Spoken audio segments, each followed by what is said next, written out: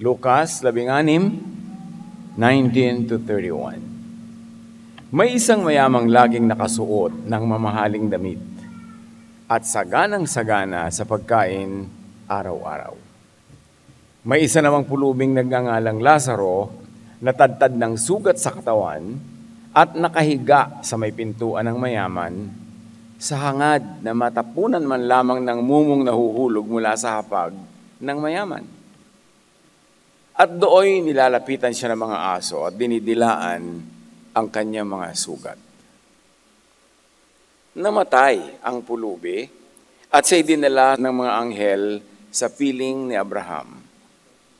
Namatay din ang mayaman at inilibing sa gitna ng kanyang pagdurusa sa daigdig ng mga patay. Natanaw ng mayaman si Lazaro sa piling ni Abraham, kaya't sumigaw siya, "Amang Abraham, maawa po kayo sa akin. Utusan po ninyo si Lazaro na isawsaw sa tubig ang dulo ng kanyang daliri at basain ang aking dila. Sapagkat ako'y naghihirap sa apoy na ito."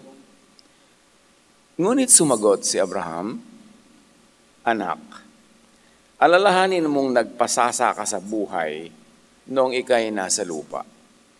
At si Lazaro naman ay nagtiis ng kahirapan. Subalit ngayon ay inaaliw siya rito, samantalang ikaw na may nagdurusa dyan. Bukod dito, may malaking bangin sa pagitan natin, kaya't ang mga naririto ay hindi makakapunta dyan, at ang mga naririyan ay hindi makakapunta dito." Ngunit sinabi ng mayaman, "Kung gayon po, Amang Abraham, ipinapakiusap kong papuntahin na lamang ninyo si Lazaro sa bahay ng aking ama, sa aking 5 kapatid na lalaki. Suguin po ninyo siya upang sila'y bigyang babala at nang hindi sila humantong sa dakong ito ng pagdurusa." Ngunit sinabi sa kanya ni Abraham, "Nasa kanila mga kasulatan ni Moises at ng mga propeta. Iyon ang kanilang pakinggan." Sumagot ang mayaman, "Hindi po sapat ang mga iyon.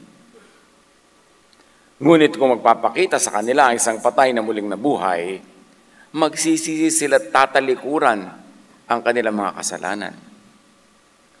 Sinabi naman sa kanya ni Abraham, "Kung ayaw nilang pakinggan ang mga sinulat ni Moises at ng mga propeta, hindi rin nila paniniwalaan kahit ang isang patay na muling mabuhay." Maraming mga reviews, mga pananaw tungkol sa narrative na ito. Real, literal story ba? Or parable lang ba ito?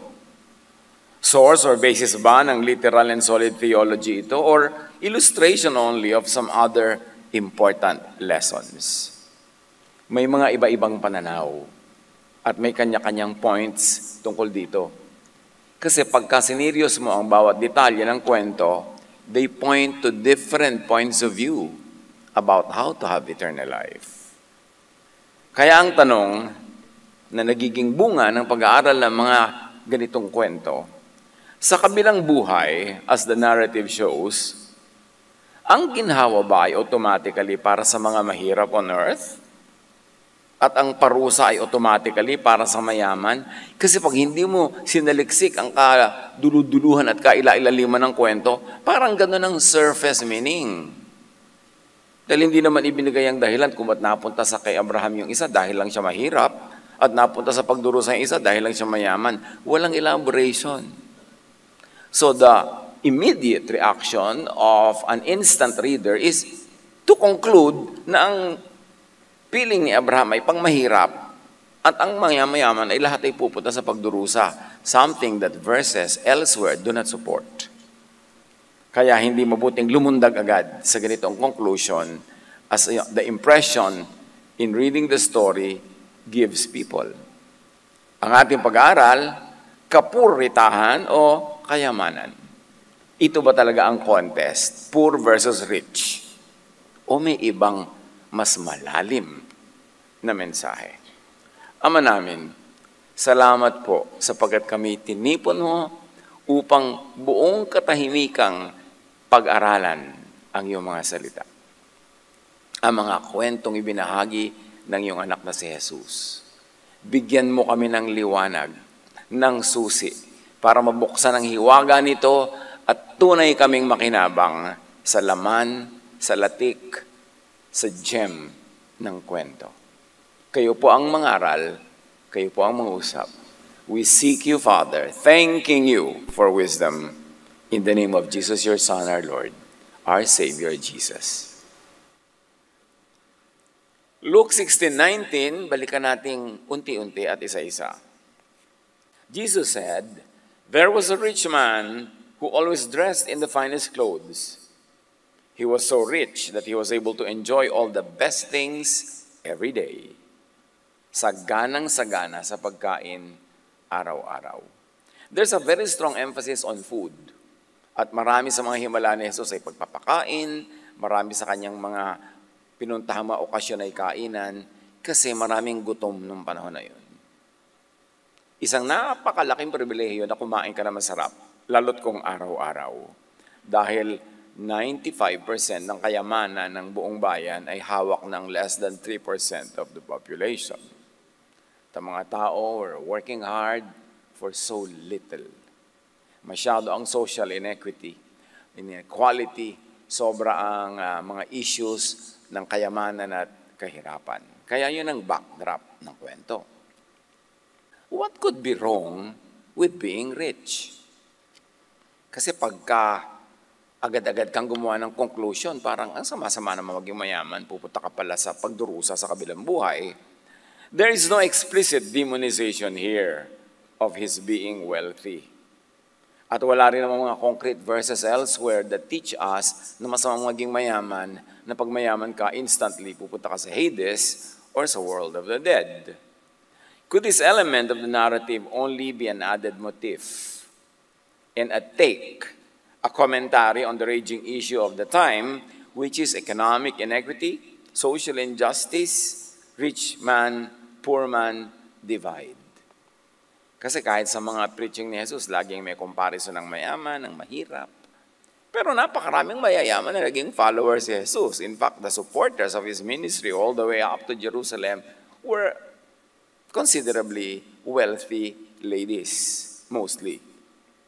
Could this element of the narrative only be a cry for religion to answer the question? To satisfy and pacify the poor, mitigate social unrest, and not add to the institutionalization of social injustice. Alam niyo, sa New Testament lalo na, at may mga ilan-ilan sa Old Testament, maraming commentary against the economic divide. Maraming katuruan na nag-aangat ng kalagayan ng mga maralita dahil sobrang hirap ang mahirap noon. Walang relevant spiritual teacher na hindi sasalingin ang sugat ng lipunan caused by poverty, because so many people were working so hard for so little. Luke 6:20, 24-25, tumingin si Jesus sa mga alagad at sinabi, "Pinagpala kayong mga dukha, sapagkat sa inyo ang kaharian ng Diyos. Ganon kalambot ang puso ng Diyos towards the api. Ngunit kahabag-habag kayong mga mayayaman ngayon, sapagkat natamasa na ninyo ang kaginhawahan. Kahabag-habag kayong mga busog ngayon, sapagkat kayo'y magugutom. Kahabag-habag kayong mga tumatawa ngayon, sapagkat kayo'y magdadalamhati at magsisitangis." At least in this story, it applied to that rich man, but it does not universally apply to all rich people. There is no such teaching in Scripture. So, ano ang rasyonal? Ano ang context? Bakit ganon ang mga pagtuligsa sa mga mayaman? May other side of the story. Because most of the very rich people at the time were rich at the expense of the people. Merong royalty, merong occupying colonial forces, merong religious elite, at sila ang nagpapasasa sa kayamanang nililikha ng pagtatrabaho ng mga tao. Kaya ang context ng ganitong komentaryo against the rich can be better understood pag tinignan natin ang mga ibang teaching. Halimbawa, ang James 5, 1-5. Pakinggan ninyo ito, kayong mayayaman. Tumangis kayo at humagulgol dahil sa mga kapighatiang darating sa inyo. Bulok na ang inyong mga kayamanan at kinain na namang mapanirang insekto ang inyong mga damit. Kinakalawang na ang inyong ginto at pilak, at ang kalawang ding iyon ang magiging katibayan laban sa inyo at parang apoy na tutupok sa inyong laman. Iyan ang kayamanang inimpok nyo para sa mga huling araw. Sumisigaw ang mga manggagawa sa inyong mga bukirin dahil hindi nyo ibinibigay ang kanilang mga sahod.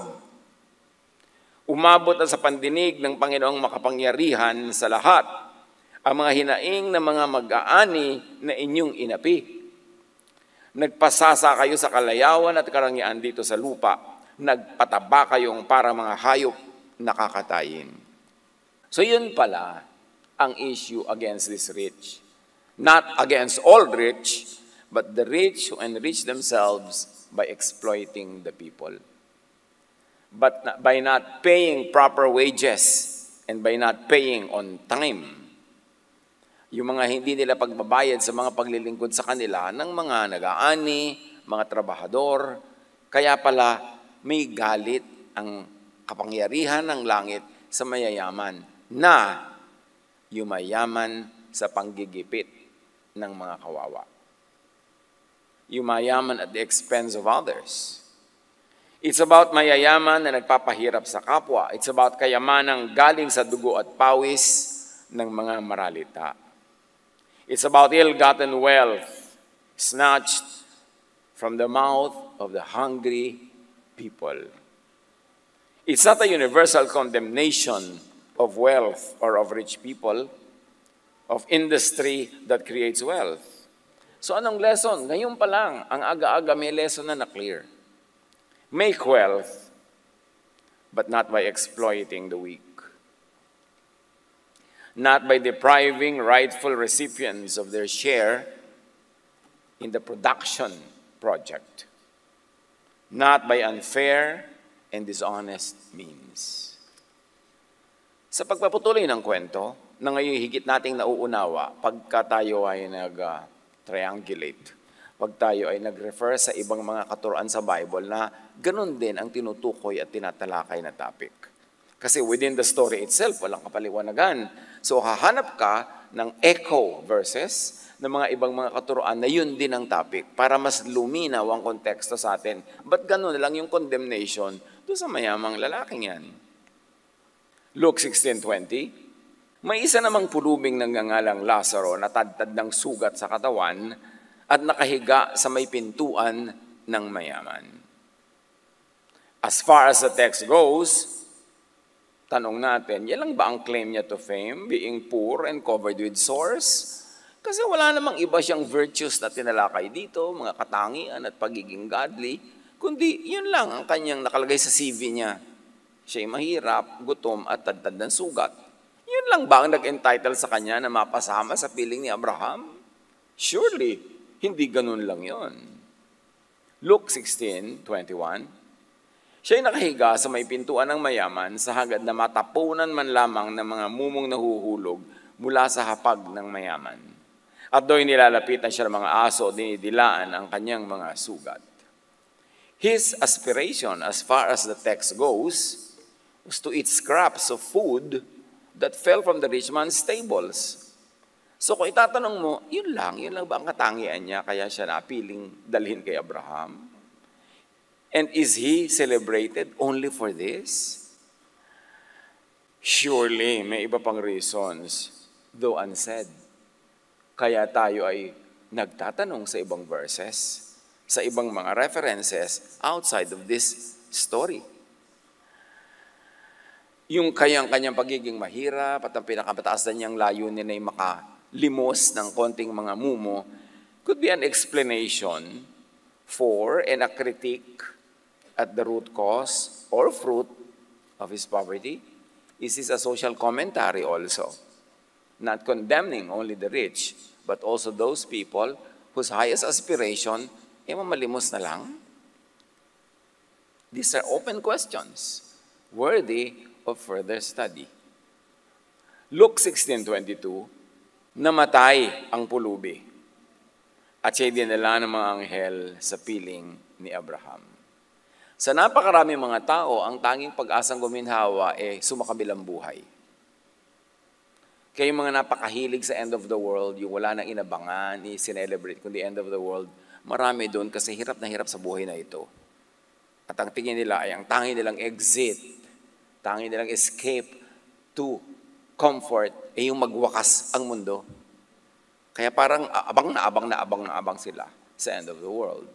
Hindi mo naman masisi kung talagang wala nang mga panghawakan at maasahan sa buhay na ito. There's another hiwaga here. What merited this kind and special treatment for the poor man? Dahil lang poor? Mahirap naman itong kuhanan ng solid doctrine. Kung saan-saan mapupunta at maliligaw ang theologizing mo pag ginawa mo itong basis for formulation of doctrine. At walang known solid verses to support such a reasoning. Because elsewhere, Scripture celebrates diligence that brings wealth. Hindi minamasama ng Scripture ang magpayaman. Ang masama ay yung paraan kung paano yumayaman ng marami.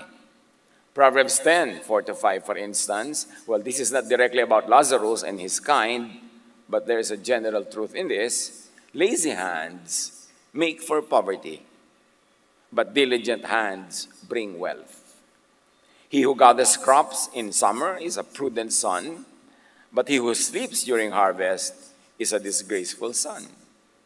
So was poverty his claim to Abraham's presence and comfort, or something else, not explicitly mentioned in the narrative that we should search for and dig for? What we know about Abraham is that he is noted for faith. Diyan siya bantog, diyan siya kilala, pananalig, pananampalataya sa Diyos na itinuring, inari at binilang ng Diyos bilang godliness, righteousness. Na pag nananalig ka sa Diyos, sa kanyang tunay na karakter, which is loving, gracious, forgiving, pag nananalig ka doon, yung faith mo is counted as righteousness and it brings you to eternal life. Meanwhile, all others try to be righteous by obeying the law, hoping that that would bring them to eternal life. But so many verses tell us that it's a failure to do it that way.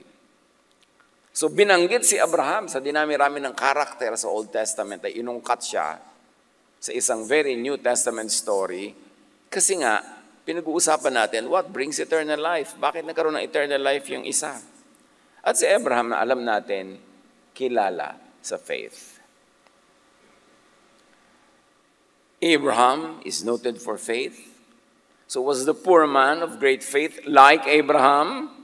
He only happened to be poor, pero ang tunay niyang virtue ay faith. Was the poor man celebrated for his faith and not for his poverty? Kasi wala namang reason to celebrate poverty as is, apart from other virtues. The text does not mention or explain this. That's why so many people are baffled by this story. So they avoid it altogether or create oversimplified excuses to find reason in the story. But the story begs for logical explanation. Because Scripture celebrates Abraham for his faith, not for his poverty. In fact, Abraham was a very rich man.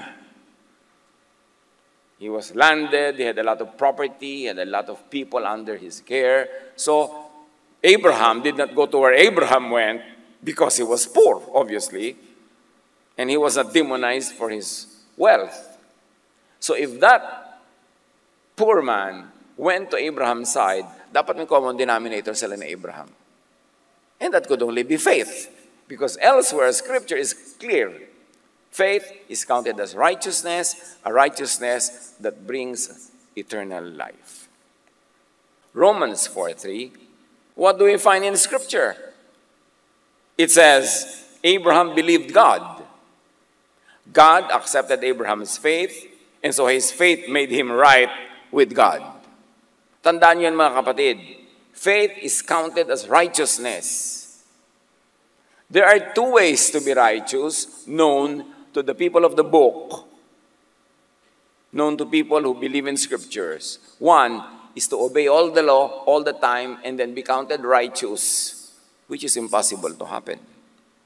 And the other is to believe in God's goodness, kindness, believe in it, receive it, operationalize it in your life, and that is counted as righteousness. Better than being righteous by works is to be righteous by faith. Because no one could be righteous by works. Because no one could do righteous things all the time. You are bound to fail. One day, one time, 1 hour, 1 minute, or another.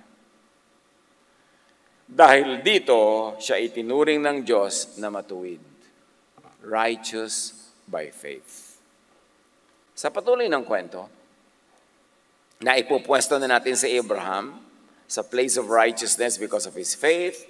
So, logically, the poor man went to that same place, not because he was poor, but because he was also counted as righteous by faith, which is a missing part of the story, but you can supply that blank by referring to other verses. Luke 16:22, the rich man also died and was buried. He was sent to the place of death, called Hades, and was in great pain. What disqualified the rich man from Abraham's presence? His wealth? Kung nakaka-disqualify ang wealth, ang yabang nga ni Abraham, ba't siya napunta doon? So hindi wealth ang issue dito. The text does not explain, but again, we refer to other texts, to other books, to other chapters, other verses for answers. 1 Timothy 6:17, command those who are rich in this present world not to be arrogant, nor to put their hope in wealth, which is so uncertain, but to put their hope in God, who richly provides us with everything for our enjoyment. So it is dependence on my righteousness by works, or is it dependence on the gift of righteousness given by God to people who truly believe? Ano ba yung dapat pa naniniwalaan? Kasi paulit-ulit tayo dyan believe and you will be saved. Believe in the Lord Jesus and you will be saved. Ano ang dapat mong paniwalaan? Na ang mensahe ni Jesus tungkol sa Diyos Ama ay paniwalaan mo na mahal ka ng Ama at pag nanalig ka sa Kanya, yun ay bibilangin niya as righteousness, and that is your ticket to eternal life. Pag piniwalaan mo yun, meron kang ganong eternal life. It's not enough to believe, oh, Jesus died for me, that Jesus is Lord, that Jesus is Savior, that God the Father is this or that. Yes, pero do you believe enough to the point na buong-buo mong ibinibigay sa kamay ng Ama ang iyong kaligtasan dahil sa Kanyang kabutihan at hindi dahil sa iyong accomplishment? Dapat clear yun. Kasi napakarami mga tao nagsasabing nananalig sila, pero hating-hati pa. Pag nagkasala sila, hindi na naman sila saved. Pag nagkulang sila sa personal righteousness in reference to the law, tanggal na naman yung salvation nila. Di hindi pala talaga totoong naniniwala sa grace of God, kundi naniniwala sila siguro kalahating grace, tapos kalahating works by their own achievement. It must be clear what you believe in and how much you believe in it, because by believing in it, your mind, your heart, your spirit change. All of those elements of your personhood. Because thought changes things. And belief is thought. And when you think of the right things about God, that thought changes your status and it brings you to the eternal presence of God. Kahit buhay ka pa sa iyong kalupang katawan, naghihintay lang ang iyong espiritong makalaya mula sa kulungan ng katawan na yan, and then you join the Father. Tulad ni Abraham at tulad nung poor man na nakatulad din kay Abraham. Hindi siya napunta doon dahil kay Abraham. Napunta siya doon dahil may common denominator sila ni Abraham. And Abraham is known for faith, so it must be faith that brought the poor man to the side of Abraham, not his poverty. The issue is not with being wealthy, but with relying on material wealth for safety, especially for spiritual safety. At ito yung kinokondemn ng 1 Timothy 6:17. Huwag kang umasa sa iyong sariling gawa. Huwag kang umasa sa iyong kayamanan. Kasi all throughout the history of religion, maraming paraan para bilhin ang kaligtasan. Dinadaan sa mga donation, dinadaan sa mga sakripisyo, dinadaan sa mga activities, mga ritual. So, pag umasa ka doon, sabi niya, naku, wala kang pag-asa. Kasi hindi yan ang paraan para ka mapunta sa piling ni Abraham. Luke 19:2 and 9, tungkol na naman ito sa isang mayamang lalaki. A man was there by the name of Zacchaeus. He was a chief tax collector and was wealthy. Jesus said to him, "Today, salvation has come to this house." Why? Because he was rich or because he was poor? No. Because this man too is a son of Abraham. Again, Abraham is mentioned, meaning this man too is a man of faith. Because obviously, Zacchaeus, in spite of his cheating as chief tax collector, still believed in God, believed in God's goodness, and that faith was rekindled by the presence of Jesus. He was reminded about the grace of God and accepted it. Kaya sabi ni Jesus, salvation has come to this house.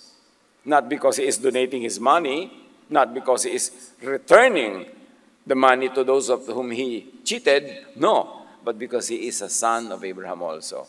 He is a son of faith. He is a man of faith. Na-revive lang, nagsiklab yung faith na yun dahil dinalaw siya ni Jesus. Pero nandun na yung faith na yun. At yan ang magandang mangyari sa atin na nag-aaral ng Biblia, lalong-lalo na nag-aaral tungkol sa mga katuruan ni Jesus, na yung faith na nandiyan naman, humina't lumakas lang ay magsiklab to the point that it changes you, it changes your spirit, it changes your heart, it changes your mind, that you are born again to become a member of the family of God. And that happens through faith, through thinking. It is thinking that realizes all the truths that are in that other side of eternity. Kaya sabi ni Jesus, believe and it will happen. Believe and tell this mountain to lift itself into the sea, and it will. Because everything is possible for those who believe.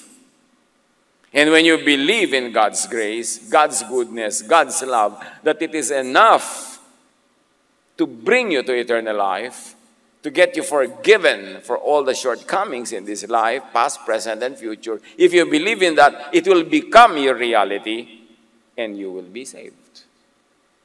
Spiritual process yan, which really, technically, is a mental process, an emotional process, a spiritual process.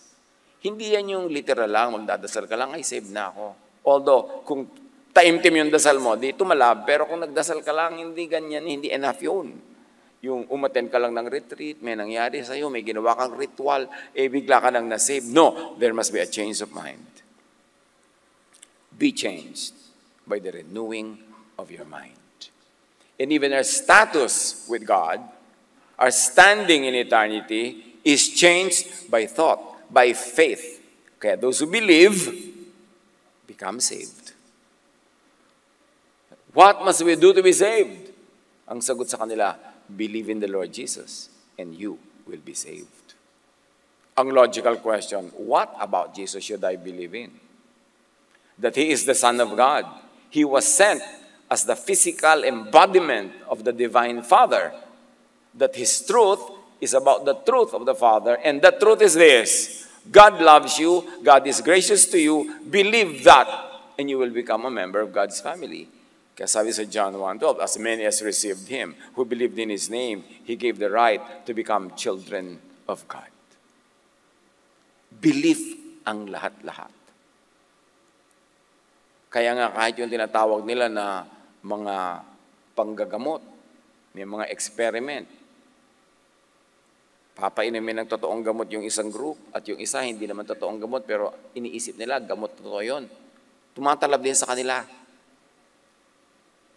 Hindi dahil gamot yung ininom nila, kundi dahil naniwala silang gamot yun. Proven yan ng science. Pag naniniwala ka, tumatalab. Kaya yung mga nagpapagamot, pagpupunta sa doktor na bilib sila sa doktor na yun, nagbibihis pa lang patungo doon sa klinika, gumaganda na pakiramdam eh. Kasi naniniwala. Pero paano ka gagaling kung yung doktor na pumunta sa ano ba, doktor yan, mukhang kalansay. Paano ka gagaling? Hindi ka naniniwala. Mahalagang maniwala. Kaya pati pagkain, kakain ka, pasalamatan mo, masarap ang pagkain ito, blessing ito. Hindi yung pinipintasan mo agad yung pagkain. Paano ka mabubusog? Paano ka magkakagana? It's all about our mentality. So what is your mentality about Jesus? What is your mentality about the Father's grace and love revealed in Jesus? Pag pinagdududahan mo yon, edi hindi tatalab sa'yo. Hindi ka mapupunta doon sa side ni Abraham, the side of faith. Kahit gaano kakayaman o kayaman sa religion, sa religious work, sa religious services, wala ring talab yun. What brought the rich man to burial and to Hades instead of transport to Abraham's side? What brought the rich man to great pain? Note, the poor and the rich man were examples of contrasts and extremes. Clue yan to understanding kung bakit siya napunta doon. If Lazarus went to Abraham because of faith, di dapat kabaligtaran yung nangyari doon sa isang tao. Could it be that lack of faith, the opposite, and reasonably not his being wealthy, brought the rich man to Hades? Extreme sila eh, rich and poor. Pero hindi nang dahilan sa napuntahan nila. Yung other extreme, a man of faith and probably a man with lack of faith. Yun ang extreme. Parehong extreme. Hebrews 10:22 to 23. Kaya't lumapit tayo sa Diyos na may pusong tapat at may matibay na pananampalataya or faith sa Kanya. Hebrews 11:6. And without faith, it is impossible to please God. So kahit gaano kahirap si Lazarus, hindi niya mapiplease ang God na naghirap po ako, sabihin niyo na ako ng comfort. Hindi yan ang point. May faith ka ba? Kaya siya napunta doon. Although unsaid.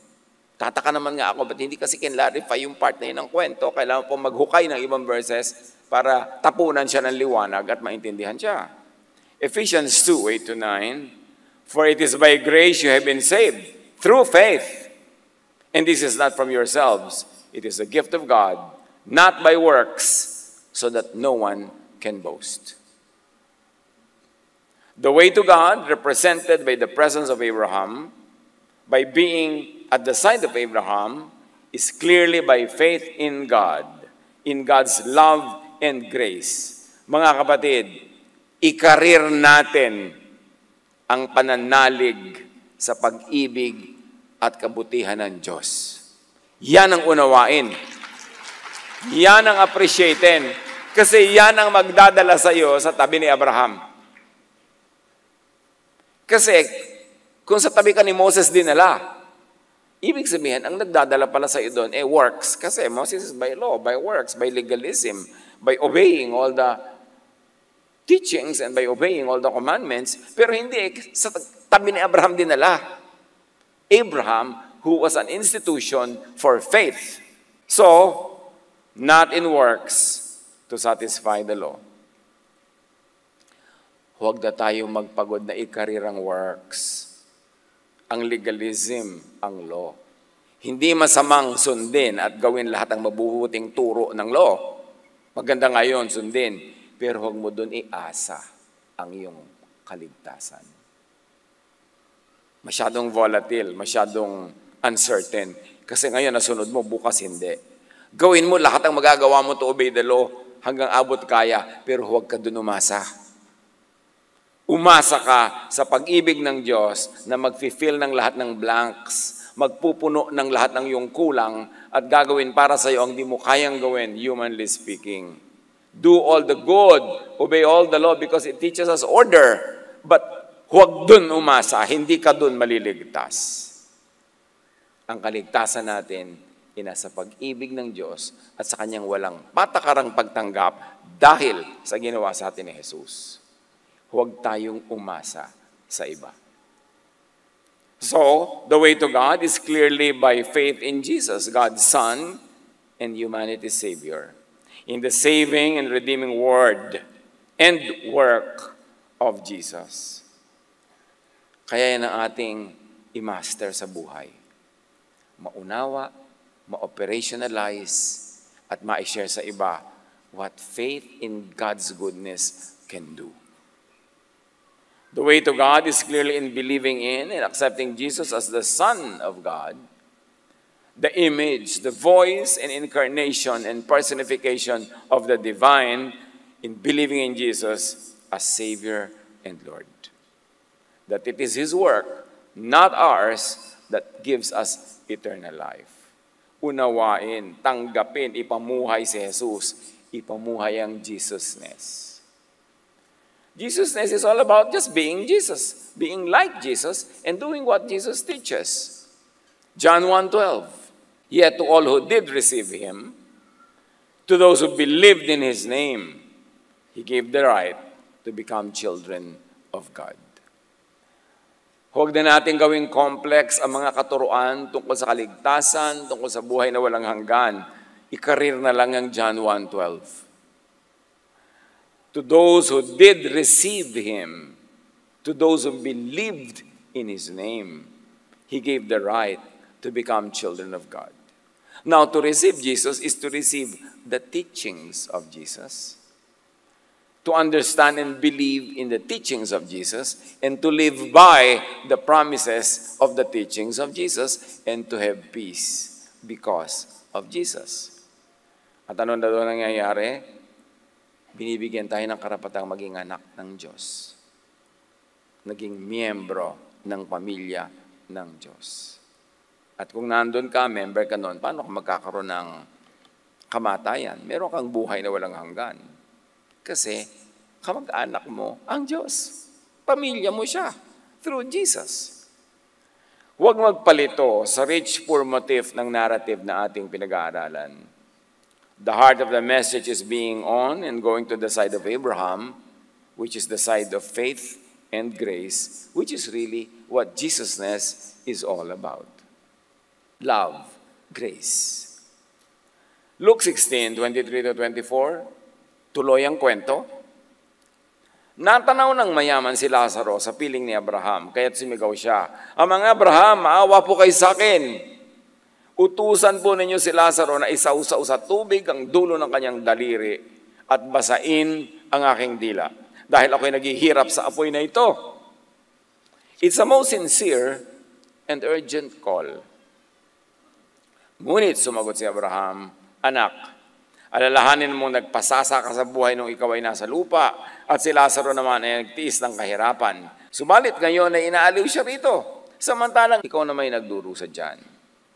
So suffering in eternity for having good things in earthly life, not for any listed wrongdoing, because there's no mention of any. Wala namang binanggit na maling ginawa itong mayaman na to eh. So ano ang moral lesson? Comfort in eternity for having nothing but problems in earthly life? Really? Ito kaya yung lesson? Ano ang talagang message? Yan ang challenge sa pag-aaral ng narrative na to. Very challenging. Kaya kailangan ang cross-references na titindigan at panghahawakan para makakuha ng conclusion. Wala ka makukuha doon sa story itself. Kailangan humanap ka ng mga kamag-anak na katuruan sa iba't ibang books and chapters. Cross-referencing ka dyan, which is really a device in studying the Bible. And even in any scientific study, kaya physical or social sciences, nagtatriangulate ka, humahanap ka ng mga ibang references para mabigyan mo ng konteksto yung kulang na konteksto. Luke 16:26, also there is a big pit between you and us. No one can cross over to help you, and no one can come here from there. Luke 16:27-28, ngunit sinabi ng mayaman, ganun pala, kung gayon po ang mga Abraham, ipinakikiusap kung papuntahin na lamang niyo si Lazaro sa bahay ng aking ama, sa aking 5 kapatid na lalaki. Kasi nakadestino din silang dito mapunta. Pare-pareho kami ng buhay. Suguin po niyo siya upang sila'y bigyan ng babala at nang hindi sila humantong sa dakong ito ng pagdurusa. Warn them of what? About not being wealthy like him? Or by not being like Abraham? By not having and relying on faith like Abraham? Not going to and being on the side of Abraham or the side of faith and grace early on and during one's early life. Anong babala ang kailangan? Huy, babala sa inyo, huwag daw kayo maging mayaman tulad ng kapatid nyo. Or, huwag niyong gayahin ang kapatid nyo na sa kayamanan umasa at kulang sa faith, kulang sa Abraham's spirit, hindi tuloy napasama sa tabi ni Abraham. Yun ang warning. Kailangan habang buhay pa kayo, maalala nyo, maisip nyo, kailangan i-career nyo ang faith. Maintindihan nyo yan. Because faith turns into righteousness. Hindi sa pagsunod sa mga legal laws. Although maraming benefit at maraming buting idinudulot ang pagsunod doon, pero yun never good enough to bring you to eternal life. Romans 3:28, for we maintain that a person is justified by faith apart from the works of the law. Ubod ng linaw ng mga katuroan ni Paul sa salvation. What justifies you is your faith, not your works in trying hard to obey the law. Although it's not wrong to obey the law. Many times it is desirable for the sake of order, for the sake of organization, and for the sake of interpersonal peace. But never rely on it. You will never be justified by works, only by faith. Romans 9:30-32. Ano ngayon ang masasabi natin? Ang mga hentil na hindi nagsikap na maging matuwid sa harapan ng Diyos ay tinuturing na matuwid sa pamamagitan ng pananampalataya. So, kita nyo ito, yung mga Gentiles sa walang law, hindi sila surrendered sa law of Moses. Kinoconsider silang just and righteous. Hindi dahil sila nagpailalim sa law o sumunod dyan, kundi dahil nanalig sila sa kabutihan ng Diyos. Mabuti pa sila, hindi sila napagod ng kasusunod sa law, tapos naging righteous by faith. Ngunit ang Israel naman, ito yung contrast, na nagsikap na maging matuwid sa harapan ng Diyos sa pamamagitan ng kautusan, ay nabigo. Bakit? Dahil sinikap nilang kalugdan sila ng Diyos sa pamamagitan ng mga gawa at hindi sa pamamagitan ng pananampalataya. So kung sino yung naghirap buong buhay nila, kinarir nila, generation to generation, na sundin ang mga utos, hindi sila nabilang na righteous because kinalimutan nila yung faith. Meron naman silang Abraham na sa simula pa lang pwede na gawing example. Matuto sila kay Abraham. Hindi si Abraham ang sinusundan nila, yung mga iba nilang prophets, mga iba nilang leaders, na hindi naman faith ang itinuturo, kundi works. Sabi, sayang, napagod sila, pero wala silang napala. Yung mga Gentile naniwala, silang binilang ng mga matuwid. Luke 16:29, but Abraham said, they have the law of Moses and the writings of the prophets to read. Let them learn from that. Sinabi niya ito ironically. Ito kaya totoong payo, kasi kung talagang hindi nakakabigay ng righteousness ang law at ang pagsunod dito, ba't yun ang ipapayo ni Abraham? Unless it was said ironically. Sabi, nandun naman si Moses, nandun ang mga propeta, sabihin mo, sumunod sila sa mga yun, para sila huwag mapunta dito. Nasa kanila mga kasulatan ni Moises at mga propeta, yun ang kanilang panaligan. This is exactly the same law of Moses that the rich man, like all other Jews, had learned and lived by in this earthly life, but didn't save him or them. Exactly the same law of Moses that did not bring the rich man to Abraham's side, that brought the rich man to Hades, to his burial, to his suffering. So, napaka-isipin na, this is an ironic statement, not a real payo. They have Moses. Makinig sila. Bakit nga po ako? Moses at law all my life. I'm a Jew, so I have been steeped in and soaked in and marinated in the law and all the legalism. Pero nandito ako. Sabi, kita mo, declare pala sa'yo na hindi yun na magdadala sa'yo dito sa aking side. Romans 7:10-11. I found that the very commandment that was intended to bring life actually brought death.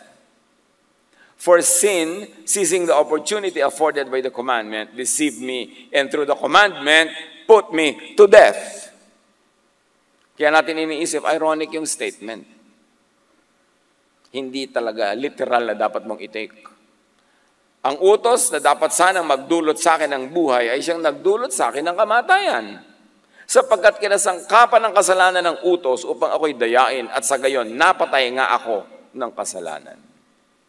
So definitely, hindi yung law, hindi yung legalism. Luke 16:30, the rich man said, "No, Father Abraham, but if someone came to them from the dead, then they would decide to change their lives." Kailangan na mayroong patay na bumalik para sila turuan na dapat pala mapunta sa side ni Abraham, which is the side of faith. Sumagot ang mayaman, hindi po sapat ang mga yon, the law and the prophets. Ngunit kung magpapakita sa kanila ang isang patay na muling nabubuhay, magsisisi sila at tatalikuran ng kanilang mga kasalanan. Sabi ni Abraham, well, they have the law and the prophets. They have Moses and the prophets. At sabi ng mayaman, clearly enlightened by his now present eternal situation, sabi niya, hindi po sapat ang mga yon. Hindi sapat si Moses at ang mga prophets. Hindi sapat ang law and all the legalism. Kaya, please lang po, bigyan nyo ng visual aid. Somebody from the dead coming back, like Lazarus, will help them realize. Here's a glaring clue as to what brought the rich man to Hades and the grave. Sin caused by the law and by the commandment. Sin caused by the inability to obey the law and the commandment. Sin caused by relying on the law, on the commandment, and not on faith in God's grace. In other words, not being like Abraham, who by faith relied on God's grace. The rich man acknowledged that even Jews like them don't really practically listen to Moses, don't effectively obey Moses and the law. At sabi niya, if someone like Lazarus, who now knew what worked, and that's faith, would bring them to Abraham's side of faith. Sabi niya, ipadala niyo naman si Lazaro. If only someone like Lazarus who knew what work would prevent them from going to Hades, from suffering, would come from the dead, they would decide to change their lives. Napakaganda ng usapang namagitan eh. Kaya ito ba ay literal na nangyaring usapan o ito ay symbolic of what all usapans should actually contain? Matthew 17:5, while he was still speaking, a bright cloud covered them, and a voice from the cloud said, "This is my son, whom I love, with whom I am well pleased. Listen to him." Nandun si Moses, nandun si Elijah, representing the law and the prophets, at nandun si Jesus. At sabi ng Ama, ito ang aking anak si Jesus. Sa kanya kayo makinig. Andyan yung law, si Moses, andyan yung prophets, pero kay Jesus kayo makinig kasi siya ang aking anak. At ang dapat yung pakinggan sa kanya, ang message ko, love and grace. Yan ang pairalin sa inyong buhay. Napakagandang mensahe yun ng Transfiguration. Now, Luke 16:31, but Abraham said to him, if your brothers won't listen to Moses and the prophets, they won't listen to someone who comes back from the dead. Moses na nga, prophet na nga, totoong-totoo sa buhay niyo for generation to generation. Kung hindi niyo yung papakinggan, hindi niyo rin papakinggan kahit meron pang bumalik mula sa kabilang buhay. Why? Because those who don't listen just won't listen to anyone or to anything because they just don't want to listen.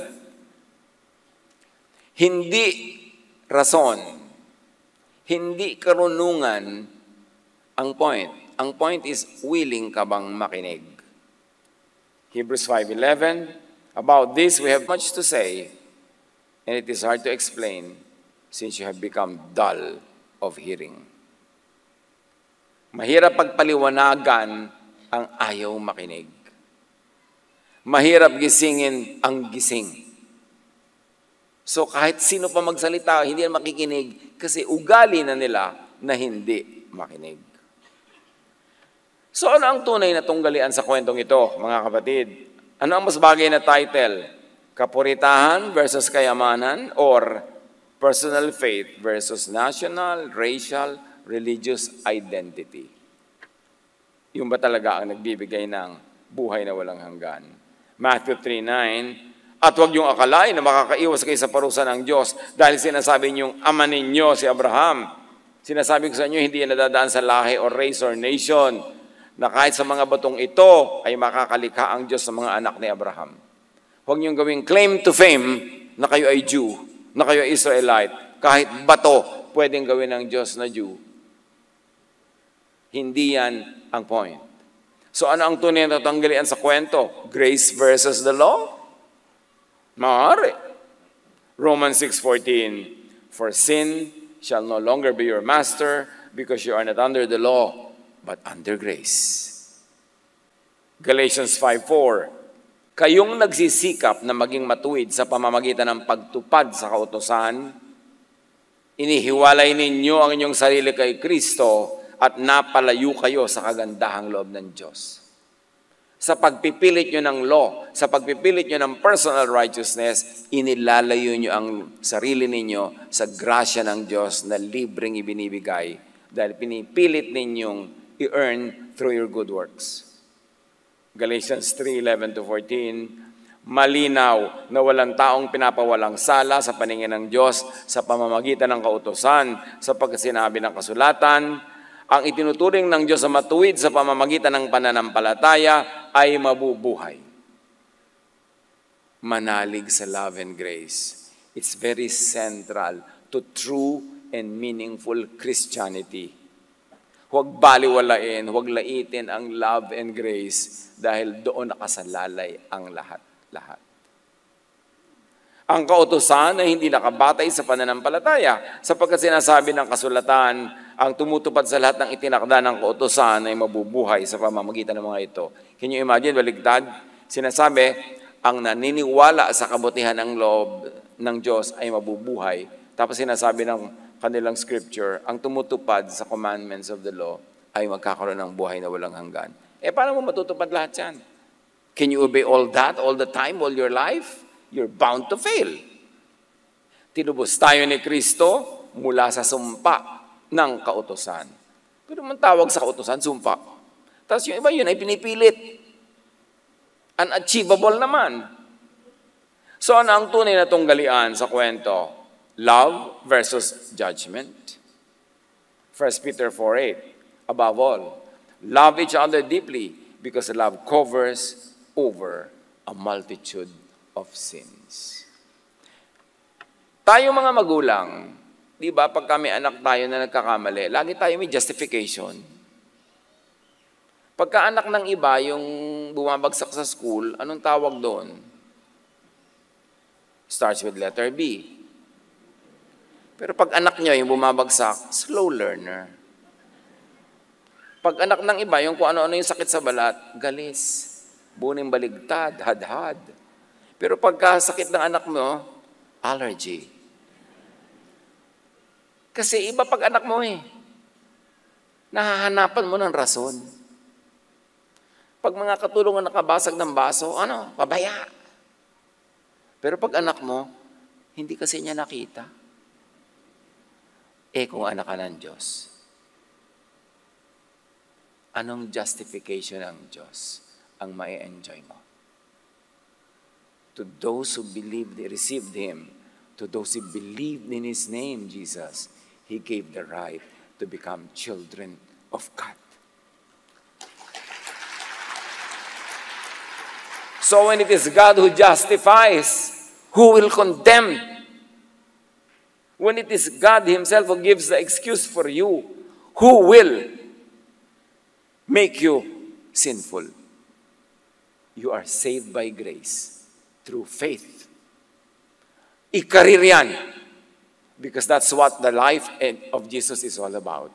That's what His message is all about.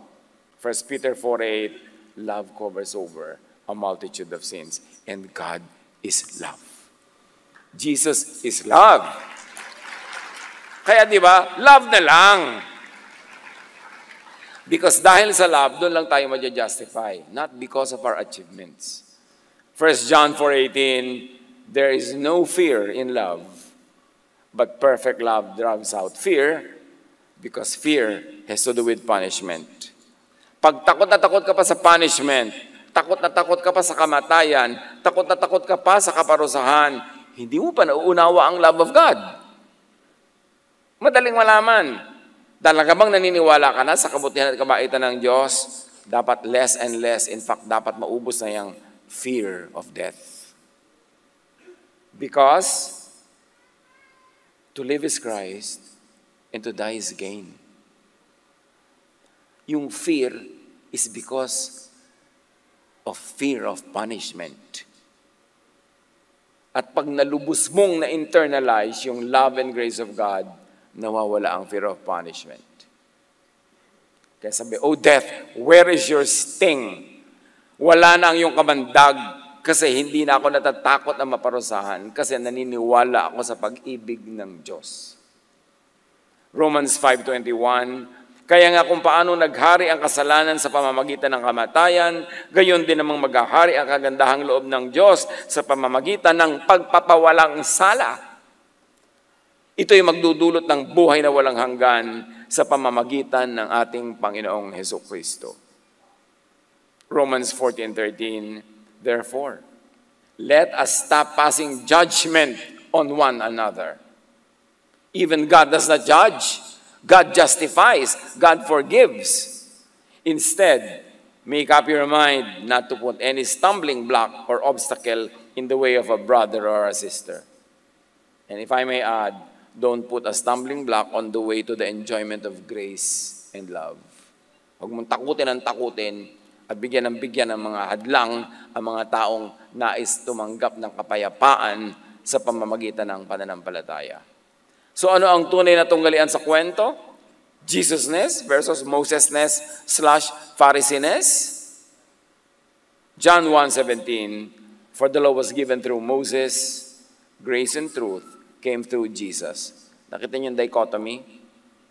The law was given through Moses. On the other side, grace and truth came through Jesus. John 5:45, but do not think that I will accuse you before the Father. Sabi ni Jesus, your accuser is Moses, on whom your hopes are set. Huwag niyong akalain na ako ang manguusig sa inyo sa harapan ng Ama. Hindi. Ang umuusig sa inyo ay si Moses at ang kanyang law. Sa kanya kayo umaasa. So talagang mauusig kayo. Galatians 3:2. I want to know only one thing. How are you given God's Spirit? Paano nga ba nyo tinanggap ang Espiritu ng Diyos? Was it by obeying the law of Moses? Or by hearing about Christ and having faith in Him? Linawin natin yan sa atin. Tayo, alam na natin, what brings life? What brings eternal life? Hindi na tayo nag-aagam-agam o natatakot pa. Hebrews 6:1-3, therefore let us move beyond the elementary teachings about Christ and be taken forward to maturity. Mag-mature na tayo. Tama na yung mga bangayan sa mga doktrinang kung ano-ano, mga ritual, mga seremonya, mga kapistahan. Dapat graduate na tayo doon. Dahil ang inaatupag na natin dapat ngayon ay ang magmahalan, mag-ibigan, at spread ang tunay na katuruan ni Jesus to people. Salvation through faith in the love and grace of the Father. Kaya't iwanan natin ang mga panimulang aralin tungkol kay Kristo at magpatuloy tayo sa mga aral na para sa mga may sapat na gulang na. Tigilan na natin ang muling paglalagay ng pundasyon tungkol sa paglilingkod, sa mga gawang walang kabuluhan at tungkol sa pananampalataya sa Diyos, tungkol sa mga iba't ibang seremonya ng paglilinis at pagpapatong ng mga kamay, at tungkol sa mga muling pagkabuhay ng mga patay at sa hatol na walang hanggan. Magpatuloy nga tayo at yan ang gawin natin kung loloobin ng Diyos. Grow into maturity. Gumraduate na sa mga pang-elementary na mga issues. At dapat lumilipat na tayo sa estado ng peace, stability, love, calm, and enjoyment of our spiritual life. Panginoong Diyos, pakalinawin niyo po sa amin itong mga pinag-aralan namin at patuloy na pinag-aaralan. At nang sa gayon magbunga ito sa amin ng pasalamat, ng pagtanaw ng walang hanggang utang na loob sa iyong kabutihan, at magbunga ito sa amin ng pag-ibig sa kapwa, paggawa ng mabuti, at pagtuturo ng kaligtasan sa pamamagitan ng pananampalataya sa iyo.